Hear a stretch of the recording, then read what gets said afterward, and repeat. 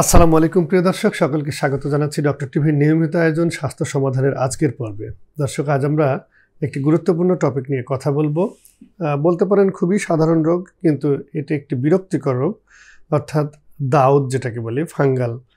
এই রোগটি প্রতিটি মানুষেরই জীবনে কম বেশি একবার হয়ে থাকে। বিশেষ করে যারা শ্রমজীবী এবং ঘরমুক্ত মানুষ, পরিশ্রমী মানুষ, একই পোশাকে দীর্ঘক্ষণ এটি পরে কাজ করতে হয়, তাদের তো অবশ্যই কোনো না কোনো সময় এটি হয়। তো এই ফাঙ্গাল বা দাউদ রোগ নিয়ে আজ আমরা কথা বলবো এবং এর প্রতিকার সম্পর্কে জেনে নেব। আর এই বিষয়টা নিয়ে কথা বলবার জন্য স্টুডিওতে আমরা আমন্ত্রণ জানিয়েছি ঢাকা মেডিকেল কলেজ ও হাসপাতালের ডার্মেটোলজি বিভাগের প্রফেসর এবং বিভাগীয় প্রধান প্রফেসর ডাক্তার রেবেকা সুলতান আপাকে। আসুন শুরুতে ম্যামের সাথে পরিচিত হয়। ম্যাম, আসসালামু আলাইকুম, কেমন আছেন? আলহামদুলিল্লাহ। শুনছিলেন ম্যাম, আজকে আমরা দাউদ নিয়ে কথা বলবো।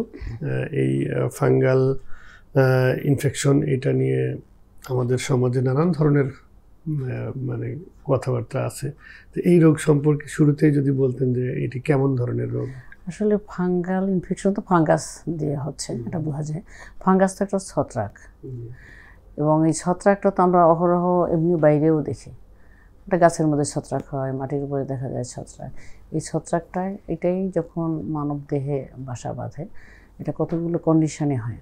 যেমন আজকে কেন এই টপিক্সটা উঠলো, এখনকার যে ওয়েদার আমাদের দেশের, গরম স্যাঁতস্যাঁতে বৃষ্টি হচ্ছে, আবার ঘাম হচ্ছে, স্যাঁতস্যাঁতে ওয়েদারে কিন্তু ফাঙ্গাস গ্রো করে বেশি। এবং এই আমাদের হিউমিডিটি সব কিছু মিলিয়ে আমাদের ওয়েদারে ফাঙ্গাসটা বেশি হয়, বেশি গ্রো করে। তা এই সিজনটাতে আমরা খুব বেশি পেশেন্ট পাই। আর এমনি এখন আমাদের দেশে এটা একটা খুব ভয়াবহ আকারে হচ্ছে। এটা যে কোনো সিজনেই হতে পারে, গরমের দিনে বেশি। ফাঙ্গাসটা তো সাধারণত তাদের হয় যারা, আপনি যেটা বললেন, অনেকক্ষণ এক কাপড়ে সকাল থেকে সন্ধ্যা পর্যন্ত আছে, কাপড় চেঞ্জ করা যাচ্ছে না, তাদের ফাঙ্গাস হওয়ার চান্স অনেক বেশি। আরেকটা জিনিস হয়, যারা এই যে অফিস থেকে গেল, একটু ঘেমে গেল, কাপড়টা পরের দিন আবার পরলো, ফাঙ্গাসটা কিন্তু রয়ে যায় কাপড়ের সাথে, ওখান থেকে আবার গ্রো করে, বারবার হতে থাকে। আর সাধারণত ফাঙ্গাস বোঝা কোনো কঠিন কিছু না, কিন্তু নর্মালি আমরা যে একদম প্রিলিমিনারি স্টেজে যে ফাঙ্গাসটা হয়, এটা কিন্তু রোগীরাই ডায়াগনোসিস করতে পারে। এসেই বলে আমার দাউদ হয়েছে। দাউদ কি পয়সার মতো গোল গোল কয়েনের মতো হয়, চাকা চাকা হয়, এবং খুব সুন্দর একটা শেপ। ফাঙ্গাস কিন্তু খুব আর্টিস্টিক, ওদের চেহারা কিন্তু আমরা এমনি দেখি না, আমরা মাইক্রোস্কোপে দেখেছি। এত সুন্দর ওদের চেহারা, এত সুন্দর রং তাদের, মানে এটা দেখলে মনে হবে যে এইরকম একটা সুন্দর জিনিস এত ভয়াবহ কাজ কেন করে, খুব সাংঘাতিক। আর ওদের ইয়েটাও যখন গঠনটাও একদম ডিজাইন করা ফুলের মতো, মাঝখানে ক্লিয়ার থাকবে, একটা বর্ডার থাকবে। তো এটা কারণটা হলো যে ফাঙ্গাস হলো ইয়ে খায় আমাদের ক্যারাটিন, আমাদের স্কিনের যে উপরের লেয়ারটা, ক্যারাটিনটা, ওইটা হলো ওদের খাদ্য। তা ক্যারাটিন ওরা শুরু করে সেন্টার থেকে, আস্তে আস্তে খেতে খেতে ওরা পেরিফেরির দিকে যায়, যত যায় তত গোল হতে থাকে, আর মাঝখানটা ক্লিয়ার থাকে, মাঝখানে কিন্তু ফাঙ্গাস থাকে না, বর্ডারেই থাকে। তা ইনিশিয়ালি যদি রোগীরা সচেতন হয়, প্রথমেই যদি একটা ভালো ওষুধ ব্যবহার করতে পারে, তাহলে কিন্তু খাবার ওষুধও দরকার হয় না, ভালোভাবে ওটা। কিন্তু রোগীরা এখানে যেটা করে, খুব সাংঘাতিক একটা ক্রাইম। রোগীদের কারণে রোগটা এখন এত কঠিন হয়ে গেছে। ওরা করবে কি, প্রথমেই গিয়ে দোকানে গিয়ে একটা ওষুধ নেবে, বলবে একটা মলম দাও। আর এটা কিন্তু স্বাভাবিক, কেমিস্ট যে, ওর তো কিছু নলেজ থাকা উচিত। কিন্তু আমাদের দেশের কেমিস্ট যারা, ওদের কোনো নলেজ নেই। ওরা একটা ওষুধের দোকানে হয়তো 2-3 মাস কাজ করলো, তারপরে সে নিজেই একটা ফার্মেসি খুলে বসলো, অথবা ওদের 2-3 মাস কি যেন একটা ট্রেনিং আছে। ওরা পাশ করা কোনো কেমিস্ট বা ফার্মাসিস্ট কিন্তু বসে না ফার্মেসিতে, আমার জানা মতে, খুব একটা আমি জানি না। তা ওদের তো নলেজ নেই কী ওষুধ, ওরা মনে করে চুলকানির মধ্যে যে কোনো একটা ওষুধ দিয়ে দিলেই হয়। এবং সেটা ওদের মস্ত বড় পছন্দের একটা ওষুধ হলো স্টেরয়েড। স্টেরয়েডটা কারণ কি, স্টেরয়েড একটা ধন্যান্তরী একটা ওষুধ। যেমন মানুষের মৃত্যুর আগেও একটা স্টেরয়েড ইনজেকশন দিয়ে, মানে যখন দেখে আর কোনো কিছু, স্টেরয়েড একটা হাতিয়ার, এটা আমরা ইউজ করি, বিভিন্ন ক্ষেত্রে ইউজ করি। যখন আমরা জানি যে কোন ক্ষেত্রে ইউজ করব, আমরা সেভাবে, কিন্তু ওদের যেহেতু নলেজ নাই, ওরা ওই স্টেরয়েড লাগিয়ে যেহেতু সাথে সাথে ভালো হয়ে যায়, যে কোনো জায়গায় এটা কাটা ঘায়েও যদি স্টেরয়েড লাগায় প্রথমে মনে হবে যেন এটা রেসপন্স করেছে ভালো। তা যেহেতু ভালো হয় ওরা বড় ওদেরকে ডাক্তার বলে সবাই, রোগীরা আবার বলে ডাক্তারের কাছ থেকে নিয়েছি। তো ওই ওষুধটা ওরা দিবে এবং সেটা লাগিয়ে জিনিসটা প্রথমে একটু কমবে, আবার 2-3 দিন পর আবার হবে, ও আবার লাগাবে। লাগাতে লাগাতে একটা সময় আসবে যখন স্কিন পাতলা হয়ে যাবে, লাল হয়ে যাবে, ছড়িয়ে যাবে, আর কমছে না, তখন আমাদের কাছে আসে। এবং ওই রোগটা তখন এই যে বললাম কত সুন্দর চেহারা, তখন কোনো চেহারা থাকে না, ওরা একদম বিকৃত হয়ে যায়। আর এই চেহারাটা দেখে বোঝা খুব কঠিন এটা ফাঙ্গাস হয়েছে কিনা। তো কিন্তু চামড়াটা থেকে বোঝা যায় যে এখানে সে উল্টোপাল্টা একটা কিছু অত্যাচার করেছে। এটা কি শুধু স্কিনেই হয় নাকি শরীরের অন্য কোথাও, নখ, মাথা বা? হ্যাঁ, নখে হবে, স্কাল্পে হবে। এটা ফাঙ্গাস চোখের মধ্যে হতে পারে, কানের মধ্যে হতে পারে, মুখের মধ্যে হতে পারে, এটা হলো জেনিটাল প্রাইভেট পার্টসগুলোতে হতে পারে। ডিপ ফাঙ্গাস আছে যেটা ইন্টারনাল বা লাংসে হতে পারে। হ্যাঁ, এটাকে তো ভয়াবহ। এটা একটু বলবো যে ডিপ ফাঙ্গাস যেগুলো আছে, ব্ল্যাক ফাঙ্গাস, যেগুলো তো করোনার সময় আমরা অনেক পেয়েছি। তা এই এই এই যে তারা কর্মকাণ্ডটা করলো, এবং আমরা যারা একটু এ ব্যাপারে মানে বুঝি যে স্টেরয়েড লাগিয়ে আসছে, তো জিজ্ঞেস করি যখন এটা মলম লাগিয়েছেন তখন হ্যাঁ। আর ঘরে একটা কমন ওদের ওষুধ থাকে যেটা হলো মিক্স, ফাঙ্গাসের সাথে স্টেরয়েড মিক্স। ওই মলমটা ওরা কাটা গায়েও লাগাবে, পোড়া গায়েও লাগাবে, সব জায়গায় লাগাবে। তো ওই যে মহিলাদের কাছে থাকে ওটা, বিশেষ করে বলবে যে মা লাগিয়ে দিয়েছে ওষুধটা। তো আমরা তো ম্যাম অনেক সময় স্যাভলন ক্রিম বাসায় প্রত্যেকেই ঘরে ঘরে রাখি, কোনো কিছু হলেই ওটা একটু টিপ দিয়ে। স্যাভলন ক্রিমটা আসলে হয়েছে কি, অ্যান্টিসেপ্টিক ক্রিম তো আরও অনেক কিছু আছে, মিউপেরিসিন আছে, খুব ভালো ওষুধ, ওরা একটা রাখলে ভালো। বা বার্নসিল, বার্না, সালফাসালাজিন, ওটা লাগালে ভালো। এটা যেটা স্যাভলন ক্রিম যে খুব ভালো ইফেক্টিভ কিছু, আমি বলবো যে ওটা না করে আরও অ্যান্টিসেপ্টিক ক্রিম একটা রাখা উচিত। সেটা যে কোনো জায়গায় লাগানো যায়, ভালো না হোক, ক্ষতি তো হবে না। তা এই আর ডেটল স্যাভলনের যে ইউজ বেড়ে গেছে, গায়ের চামড়ার মধ্যে লাগিয়ে পুড়ে ফেলে। ডেটল স্যাভলন লাগালে কিন্তু বার্ন হয়, লাল হয়ে যায় চামড়া। ওটা ধরেন কোথাও পোকা কামড় দিল, ওরা প্রথমেই স্যাভলন লাগিয়ে ফেলে, তখন বার্ন হয়ে ওটা আর কমপ্লিকেটেড হয়ে যায়। স্যাভলন আমি বলি ওটা দিয়ে ফ্লোর পরিষ্কার করো, ওটা চামড়ায় কেন লাগাও? ওই যে অ্যাড দেয় না টিভিতে, এমন সুন্দর স্যাভলন লাগিয়ে ভালো হয়ে গেল, এই অ্যাডের কারণে হলো এই সমস্ত ধোকায় পড়ে যায়। ম্যাম এই দাউদ বা এই যে ফাঙ্গাল, এটা কত ধরনের হয় আপনি বলছিলেন একটু আগে যে এটা অনেক ধরনের। ফাঙ্গাস যেটা বডিতে যেগুলো হয়, যেমন টিনিয়া কর্পোরিস, টিনিয়া ফেসি মুখে হলে, টিনিয়া ক্যাপিটিস মাথায় যদি হয়, যদি ট্রাঙ্কে হয় সমস্যা কর্পোরিস বলি, টিনিয়া আঙ্গুয়াম যদি নখে হয়, টিনিয়া ম্যানাম হাতে যদি হয়, পায়ে হয় টিনিয়া পেডিস, যেটাকে অ্যাথলেট ফুট বলি আমরা অনেক সময়, যেটা প্লেয়ারদের সাধারণত হয়, বা মাঠে ঘাটে যারা কাজ করে ওদের বেশি হয়, যারা রান্নাঘরে কাজ বেশি করে ওদের আঙ্গুলে বেশি হয়, নখে হয়, আঙ্গুলের ফাঁকে হয়। ফাঙ্গাস জায়গা ভেদে এক এক রকম, এবং ট্রিটমেন্টেরও এভাবে কিছুটা পার্থক্য আছে। কোন অংশে হলে শরীরে আসলে বেশি জটিলতা হিসেবে দেখা যায়? বেশি জটিলতা তো সবটাই আসলে বডিতে যখন ছড়িয়ে যায় তখন তো জটিল বেশি হয়।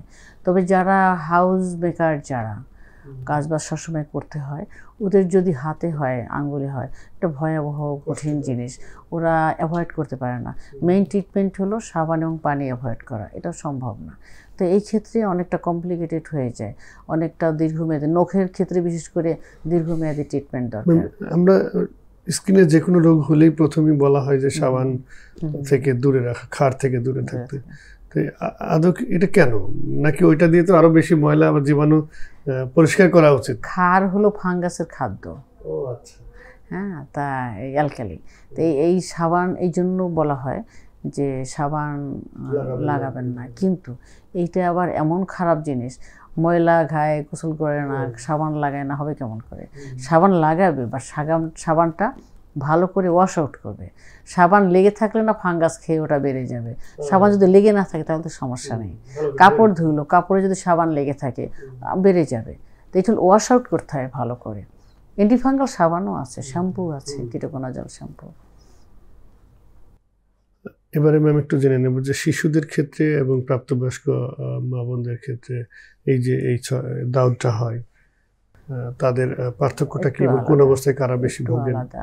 যেমন মাথায় যেটা হয় বা মুখে সাধারণত বাচ্চাদের বেশি হয়, ওরা হাত দেয়, ওরা ওয়াশ করে না। স্কুল গোয়িং বাচ্চাদের টিনিয়া ক্যাপিটিস যেটা মাথায় যেটা, এটা ভয়াবহ একটা ব্যাপার আছে। স্কুলে করে কি বাচ্চারা হয়তো ক্যাপ পরলো একজন আর ক্যাপ আরেকজন পরলো, আর বিশেষ করে চিরুনি দিয়েও হয়। স্কুল গোয়িং বাচ্চাদের এই টিনিয়া ক্যাপিটিস খুব মারাত্মক জিনিস। এটা হয় কি টিনিয়া ক্যাপিটিসটাকে খুশকি মনে করে ট্রিটমেন্ট করে অনেকে, হয়তো শ্যাম্পু লাগাচ্ছে, কমে না, এক পর্যায়ে গিয়ে চুল পড়ে যায় এবং ওই চুল কিন্তু আর গজায় না, ওটা হলো একদম পার্মানেন্টলি তাদের টাক হয়ে যায়। এই জন্য কিন্তু ফাঙ্গাস যদি চুলে হয়, এটার মধ্যে ট্রিটমেন্টের কিছু টেকনিক আছে। এক্ষেত্রে আমরা শর্ট কোর্স স্টেরয়েড দিয়ে ওই ইনফ্লামেশন যেটা কমিয়ে চুলটা যাতে তাকে রক্ষা পায়। এই জন্য মাথায় যদি কোনো প্রদাহ হয় অবশ্যই ট্রিটমেন্ট করানো উচিত স্পেশালিস্টকে দিয়ে, বিশেষজ্ঞকে দিয়ে, না হয় তার পার্মানেন্টলি একটা ক্ষতি হয়ে যেতে পারে। আর দীর্ঘমেয়াদী ট্রিটমেন্ট লাগে। আর ওই হাইজিন মেনটেন এখানে যেমন কাপড় চোপড় থেকে ছড়ায়, ফাঙ্গাস হলে একজনের কাপড় আরেকজন পরলে বা কন্ট্রাক্টে আসলে এটা কিন্তু খুবই কন্টাজিয়াস, একজনের থেকে ছড়াবে। এর আবার ভ্যারিয়েন্ট আছে, কিন্তু বিভিন্ন রকমের ধরন আছে। এক ওষুধে আবার একজনের কাজ করবে আর একজনের করবে না। এটা কার কোনটাতে রেজিস্ট্যান্ট এটা বুঝতে হবে। কি ধরনের ছত্রাক আসলে এই যে বলছিলেন যে দাউদের জন্য দায়ী আসলে এরা? এই ছত্রাকটা হলো আমাদের নখের জন্য এক ধরনের ছত্রাক হয়। এগুলো আমরা বের করি টেস্ট করে, কালচার হয়, তাহলে পরীক্ষা নিরীক্ষা করি। তবে ইউজুয়ালি আমরা ক্লিনিক্যালি দেখেই ডায়াগনোসিস করি। কারণ কি এই পরীক্ষাগুলো একটু ব্যয়বহুল, সময় সাপেক্ষ। একটা কালচার করতে দিলে টাকাও বেশি, প্লাস ওটার রিপোর্ট আসতে কমপক্ষে 3 সপ্তাহ সময় লাগে। আবার ওই কালচারে যে স্যাম্পলটা নিল ওইটা ঠিকভাবে হলো কি না, বা ওই পেশেন্ট ওষুধ লাগিয়ে স্যাম্পল দিল, হলো না। এই জন্য আমরা ক্লিনিক্যালি যদি কনফার্ম হই তাহলে আর খরচ একটা লাগে। যেমন ফাঙ্গাসের ট্রিটমেন্ট যেমন অনেক দীর্ঘমেয়াদী দিতে হয়। আজকাল আমরা এমনি সিম্পল গায়ে যেটা কর্পোরেট যেটা, এটা তো 1 মাস 2 মাস ট্রিটমেন্ট লাগে, 3 মাসও লাগে। তাই দীর্ঘমেয়াদী যখন একটা অ্যান্টিফাঙ্গাল ড্রাগ খাবে তখন লিভার ফাংশন, কিডনি ফাংশন এটা একটু দেখতে হয় আমাদের, এবং এই ক্ষেত্রে একটু ইনভেস্টিগেশন করতে হয়। আবার অনেক ক্ষেত্রে আছে ডায়াবেটিক পেশেন্ট, ওদের ফাঙ্গাস কন্ট্রোল হতে চায় না। অনেক ডায়াবেটিস রোগী কিন্তু আমাদের এই ফাঙ্গাস ট্রিটমেন্ট করতে গিয়ে ডায়াগনোসিস হয় যে তোমার এটা কমছে না কেন, দেখি তো ডায়াবেটিস আছে কিনা। তো এই ক্ষেত্রে কিছু সামান্য ইনভেস্টিগেশন করতে হয়, খুব বেশি পরীক্ষা নিরীক্ষা লাগে না। ম্যাম, এই যে দাউদ বা ফাঙ্গাল নিয়ে আমরা কথা বলছি, তো এই ইনফেকশনের কারণে খুব দ্রুত একজন কাছ থেকে আরেকজনের কাছে ছড়িয়ে পড়ে। এটা একটি, এই যে ছড়িয়ে পড়ার কারণ কেন বা কি কারণে এত দ্রুত ছড়ায়? পরিবারের সাথে নাকি সমাজে বা হোস্টেলে, কোথায় কিভাবে থাকলে? আসলে এটা তো সুপারফিশিয়াল ফাঙ্গাস। আমরা যেটা নিয়ে কথা বলি, আমরা দৃশ্যমান যে ফাঙ্গাসগুলো দেখি সুপারফিশিয়াল ফাঙ্গাস। ডিপ ফাঙ্গাস এবং সুপারফিশিয়াল ফাঙ্গাস আলাদা। কিন্তু ডিপ ফাঙ্গাসটা কিন্তু ইন্টারনাল অর্গানগুলো ইনভলভ করে, ওগুলো একটু ভয়াবহতা বেশি, ট্রিটমেন্টও আলাদা, একটু সিস্টেমিক ড্রাগ বা অন্য মাত্রার ড্রাগ দিতে হয়।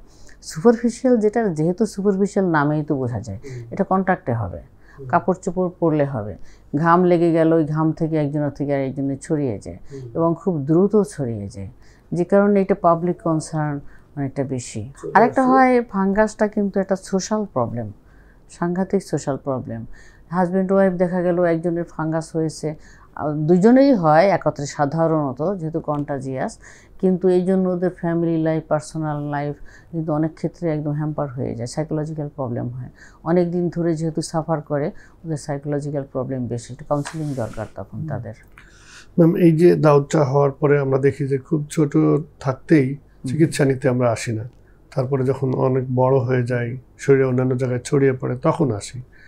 তো এইটা আমরা যে গুরুত্ব দিই না, পরে বিপদে পড়ি, এ সম্পর্কে আপনি কি বলবেন? সচেতনতার অভাব, যেটা অল্পতে পারা যায়, সিঙ্গেল লিশন, শুধু টপিক্যাল একটা ক্রিম লাগালেই ভালো হয়, সেটা যখন তারা ইগনোর করে তখন তো সিস্টেমিক ওষুধপত্র খাওয়ায়ও কমাতে পারি না আমরা।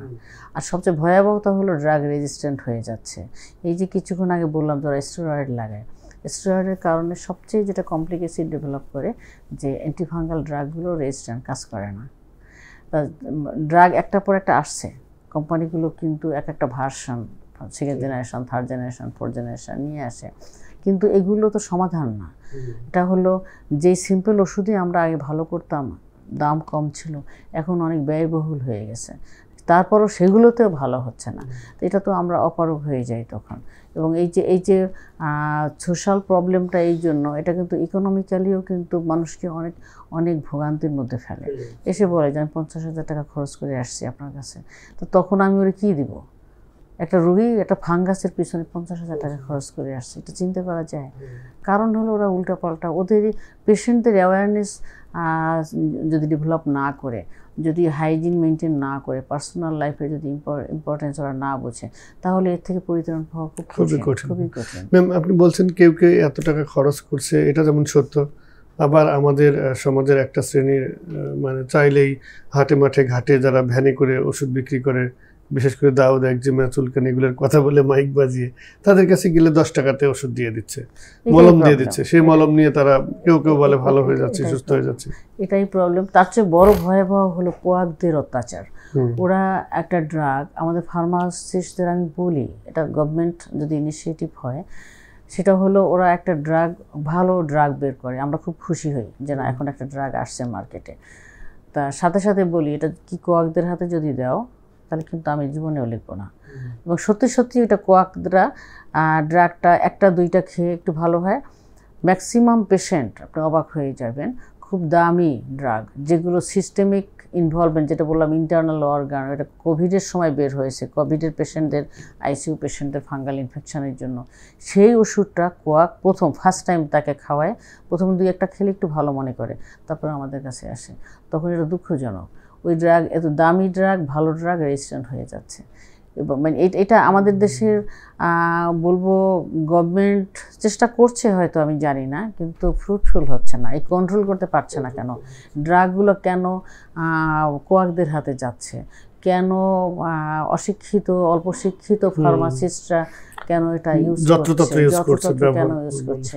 ওরা কেন স্টেরয়েডের মতন একটা জিনিস রেস্ট্রিকশন নাই? বিদেশে তো এটা চাইলেও লাগাতে পারবে না, কিন্তু বাংলাদেশে এটা করছে। এই কারণে আমরা অনেক প্রবলেম ফেস করছি, রেজিস্ট্যান্ট হয়ে যাচ্ছে। আর ওষুধের তো মান এর ব্যাপারে বলার কি থাকে না, যে ওষুধে মনে করি অর্ধেক আছে কিনা, ডাবল ডোজ দিয়ে ভালো করতে হয়, যেটা সিঙ্গেল ডোজের দরকার ডাবল দিতে হয়, এটা দুর্ভাগ্য। এটার ব্যাপারে তো বলার কিছু নাই। আমরা দেখি যে দাউদ এই ফাঙ্গাল চিকিৎসা নেওয়ার পরে আবার নতুন করে তাকে দেখা যায় এই জাতীয়। এটার মেইন কারণ হলো ট্রিটমেন্ট কমপ্লিট করে না। কারণ আমি যদি লিখে দেই 2 সপ্তাহ লাগাবেন, 2 সপ্তাহ পরে আসবেন, 2 সপ্তাহ পরে আসবেন যেটা বলি, ওইটা আরও আমলে নেয় না। ও আসলো না, ওই 2 সপ্তাহ পরে একটু কমলো, বাট আবার 2-1 সপ্তাহ গেলে আবার হলো। কারণ আমাদের তো হিউমিডিটি, আমাদের টেম্পারেচার, আর সাধারণত গরম, হট হিউমিড টেম্পারেচারে বেশি হয়। আমাদের যদি রুগীদের একটু ঠান্ডা জায়গায় থাকবেন, সুইটিং না হয়, এটা বলা তো অবান্তর। আমাদের দেশে কয়জন মানুষ এসির মধ্যে কাজ করে গরমে? এই তো, যে কারণে এগুলো মেনটেন করা খুব কঠিন। আমরা অনুষ্ঠানের শেষের পথে আছি। খুব সুন্দর করে গুছিয়ে এই দাউদ প্রসঙ্গে বলছিলেন। সর্বশেষ আপনি একটু দর্শকদেরকে জানাবেন যে এই দাউদ বা ফাঙ্গাল ইনফেকশন থেকে বাঁচার জন্য আমরা সুস্থ থাকতে কি কি উদ্যোগ গ্রহণ করতে পারি, কোন কাজগুলি করলে আমরা এই রোগ থেকে? ধন্যবাদ। আমি রোগীদেরকে প্রথমেই বলবো যে আমি খুব কৃতজ্ঞ থাকবো যদি তারা আমার কথাগুলো ফলো করে। প্রথমত তাদের হাইজিন মেনটেন করতে হবে, যা পার্সোনাল হাইজিন, সেটা কিছুই না, ভালো করে গোসল করবে, সাবান দিয়ে গোসল করবে, কটনের কাপড় চোপড় পরার চেষ্টা করবে, লুজ ফিটিং কাপড় পরবে, বাইরে গেলে ঘরে এসে শাওয়ার নিবে, কাপড়টা ওয়াশ করে ফেলবে, ঠান্ডা জায়গায় যতটুকু সম্ভব, অহেতুক গরমের মধ্যে না গিয়ে, আর কাজের সময় কাজ করার প্লেস থেকে এসে নিজেটা মেনটেন করা, সচেতন হওয়া, আশেপাশের লোকজন যদি থাকে বা ছোটোখাটো অবস্থায় চিকিৎসা নেওয়া, ডাক্তার যতদিন পরামর্শ দেয় যে এতদিন ওষুধ খাবেন, এতদিন ওষুধ লাগাবেন, সেইটা একটু আমলে নেয়া। আর ফার্মাসিস্ট বা কেমিস্ট বা দোকান থেকে ওষুধ নিয়ে এটা ব্যবহার করা, এটা বন্ধ যদি না করেন তাহলে আপনাদের এ থেকে পরিত্রাণ নেই। এবং শুধু এটুকু মেনটেন করা, সরকারি হাসপাতালে যান, আমি বলবো না যে বেশি টাকা দিয়ে বেশি টাকা খরচ করে চিকিৎসা করতে হবে, তা না। সরকারি হাসপাতালে 6 টাকার বিনিময়ে আপনার ট্রিটমেন্ট পেতে পারেন। আর চিকিৎসার ক্ষেত্রে খুব যে ব্যয়বহুল হয়, খুব ইনভেস্টিগেশন, ডায়াগনোসিস খুব সামান্য কিছু ডায়াগনোসিস, যেটা আমি বলেছি, যেটা চিকিৎসা পারপাসে ওষুধ বেশি দিন খেতে পারবে কি না, ওষুধের সাইড এফেক্ট হলে কি করতে হবে, এটা বোঝার জন্য আমরা সামান্য একটা ইনভেস্টিগেশন দিই। ডাক্তারের উপরে আস্থা রাখতে হবে, আমরা যেটা বলি সেটা ফলো করলে আপনারা ভালো থাকবেন ইনশাল্লাহ। ম্যাম, আপনি খুব সুন্দর করে বলেছিলেন এবং আমাদের স্টুডিওতে এসে সময় দিয়েছেন, এজন্য আপনার প্রতি অনেক অনেক কৃতজ্ঞতা ও ধন্যবাদ জানাচ্ছি। আগামীতে আশা করছি আপনাকে পাবো ইনশাআল্লাহ। আমিও ভালো লাগছে যে আমি একটু কথা বলতে পারলাম, যে যেটা কাজে লাগে। জি, প্রিয় দর্শক, এই ছিল আমাদের আজকের আয়োজন। ফাঙ্গাল ইনফেকশন বা দাউদ নিয়ে ম্যাম কথা বলছিলেন। আমাদের সাথে উপস্থিত ছিলেন professor doctor Rebecca Sultana ma'am. তিনি খুব গুরুত্বপূর্ণ কিছু পরামর্শ দিয়েছেন আমাদের স্বাস্থ্য সুন্দর রাখতে, সুস্থ থাকতে। এই বিষয়গুলি আমরা মেনে চলবার চেষ্টা করব, তাহলে আমরা সুস্থ সুন্দর জীবন, পরিবার এবং সমাজ গঠন করতে পারবো। এমনই প্রত্যাশা রেখে আমি আব্দুল গনি বিদ্যান আজকের পর্বটি শেষ করছি। সকলেই ডক্টর টিভির সাথে থাকুন। আবারও দেখা হবে, কথা হবে ইনশাআল্লাহ। আল্লাহ হাফেজ।